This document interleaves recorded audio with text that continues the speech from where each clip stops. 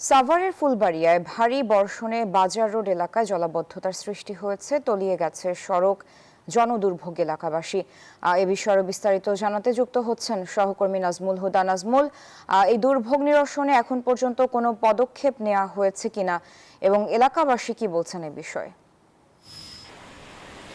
মেহজাবিন, আপনাকে ধন্যবাদ। আপনি যেমনটি বলছেন, এই মুহূর্তে রয়েছি সাভারের ফুলবাড়িয়া থেকে বাজার রোড যে একমাত্র সড়ক, সেই সড়কের কিন্তু বেহাল অবস্থা এবং এই সড়ক দিয়েই কিন্তু মানুষ যাতায়াত করে এবং এই সড়কে আমি যেখানে দাঁড়িয়ে আছি আপনার যদি দেখাই যে রাস্তার দুই পাশেই কিন্তু যে পানি এবং দোকানপাট রয়েছে, সেই সব দোকানপাট, এছাড়াও কিন্তু কলেজ রয়েছে, স্কুল রয়েছে। স্কুলের শিক্ষার্থীরা কিন্তু এই পানি, এই নোংরা ডাস্টবিনের এই পানি দিয়ে, সুয়ারিসের পানি দিয়ে, বৃষ্টির জলবদ্ধতার যে পানি, সেই পানি জমে থাকার কারণে সড়কে তারা যাতায়াত করতে পারছে না।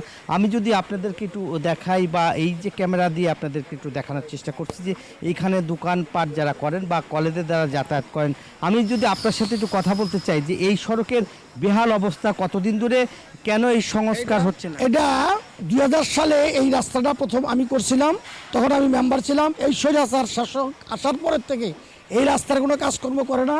এইখানে একটা স্কুল অ্যান্ড কলেজ এবং এইখানে আপনার ইউনিয়ন কাউন্সিল এবং ভূমি অফিস, এবং এটা অত্যন্ত গুরুত্বপূর্ণ একটা সড়ক।